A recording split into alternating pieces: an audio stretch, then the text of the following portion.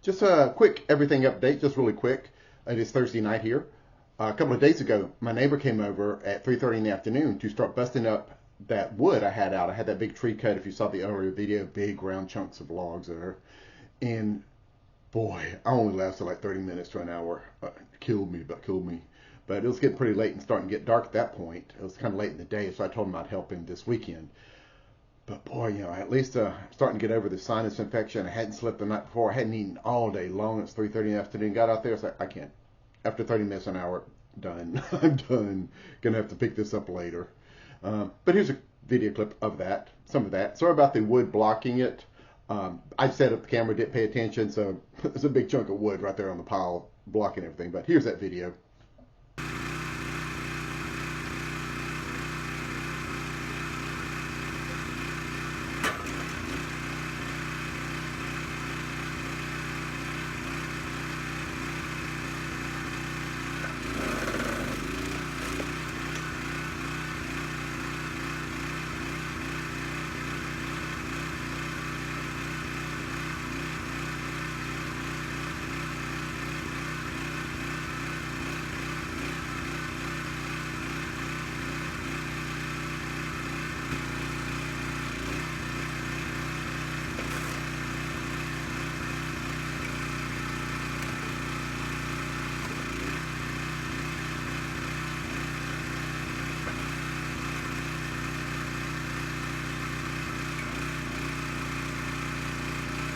Also, went down to the Pink House on Wednesday, the day before Thanksgiving, yesterday actually, just to get some things done, like mulch up more leaves, put the tin around the Pink House bottom to keep it warmer in the winter, winterized all the faucets around the house, plus my cousin Wendell, my uncle who lives there's son, came down for Thanksgiving, so I got to visit him, his wife, his family, so I wanted to see them. And then I came back this morning, Thanksgiving morning, to spend some time with my family and my aunts and uncles. I had offered to drive my aunts up here from down there, and then I'd drive them back, but they got a ride, so I didn't have to do that. But here's some clips from the Pink House.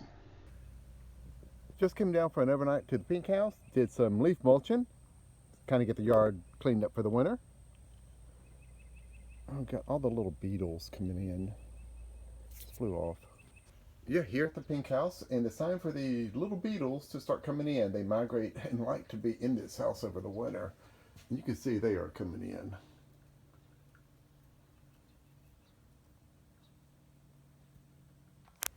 The old wash tub from my grandparents' days, way back when, growing inside are homestead petunias. These have been reseeding themselves here and hanging around for like 50 years around here. Doing really nice. Really, really well. Just got to keep them going.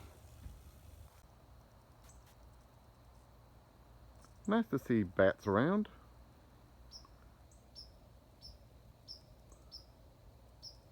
It's a pretty sunset too.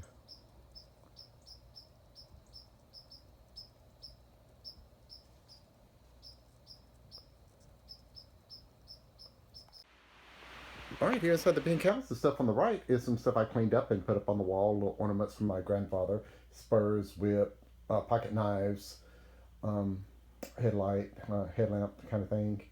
Branding iron on the door for his herd when he was branding his cows and stuff here, livestock.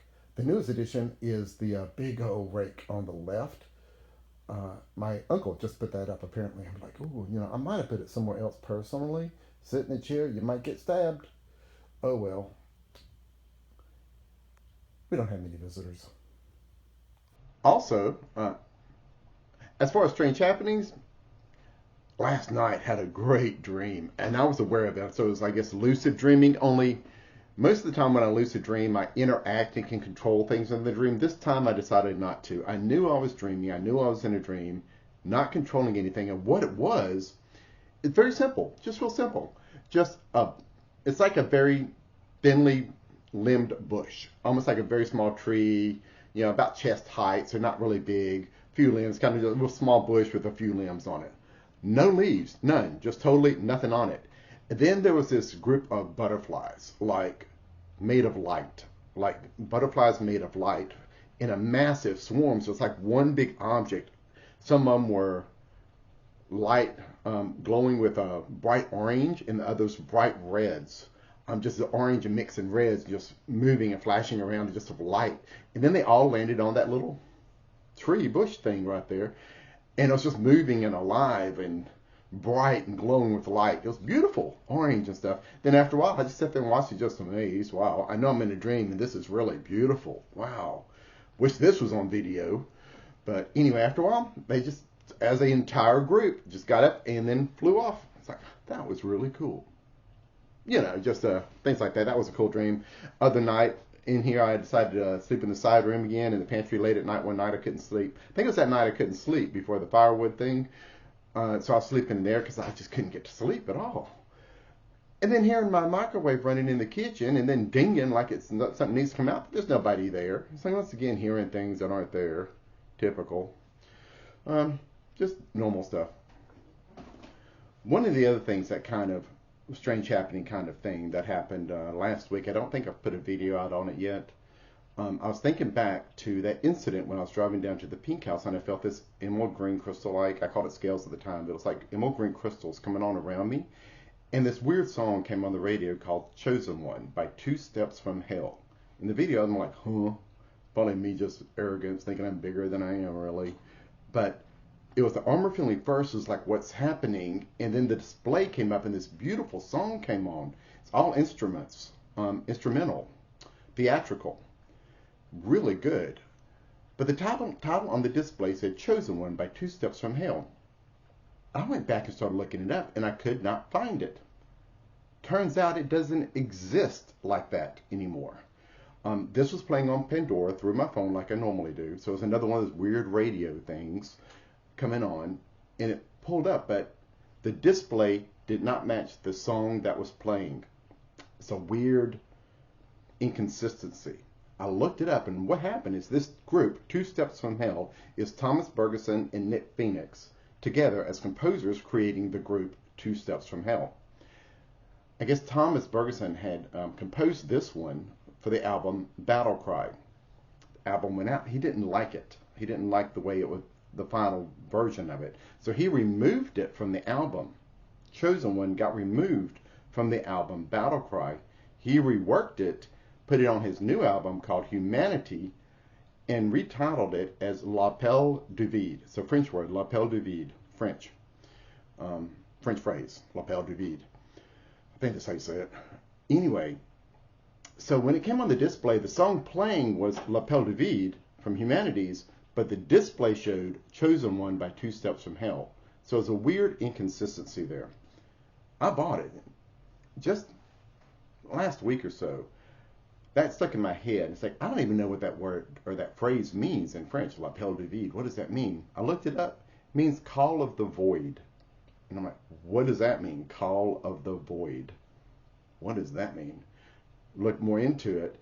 And what it is this feeling of, say, if you're on the edge of a cliff, it's that pull to jump, not to harm yourself, not to kill yourself, but this pull to jump into the unknown kind of jump, to just jump. It's that pull that makes you just want to instinctively jump. It's that pull, call of the void. Boy, did I understand that. Oh, boy. This call of the void thing with that wanting to jump like that, my wife knows this about me. It's like I can't go to the edge of like cliffs or to the edge of things. I'm okay with heights. It's not heights that bothers me. It's the call of the void that gets me. It is very strong with me, wanting to jump into the unknown. Maybe it has something to do back before the walk-in. I said, you know, I get sent into the dark to find out what's happening. It's that call of the void, jumping into the void to find out what's going on. So it's this pull. Boy, I feel that. To the point, for most of my life, it's gotten better nowadays, but it used to be really bad, even driving over a bridge, especially when it's high-rise bridges. I would have to white knuckle on the steering wheel because that pull wanted me to drive off the side just to jump into the unknown.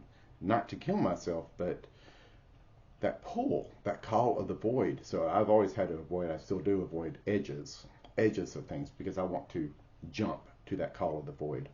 I thought that was really odd to be playing, and that's what that phrase meant, that pulled it up with that song, with that emerald green crystal armor kind of stuff coming around me. It's that Call of the Void. And it's like, boy, yeah, I got that one right, didn't I? Whew, that's really strong for me. It's not so bad now, but still to this day, going over very high rise, like the high five in Dallas and stuff like that, Dallas, Texas. I'm hanging on the steering wheels. In the past, there have been a couple of times I almost pulled over before the bridge if I had a rider in the car saying, could you drive over the bridge instead of me? Because that pull is so very strong. And I recognize it. It's there, and I know it's there, but it is so strong. But just another one of those strange things that happened, and that's what La Pelle du Vide, the song that was playing, means, is Call of the Void.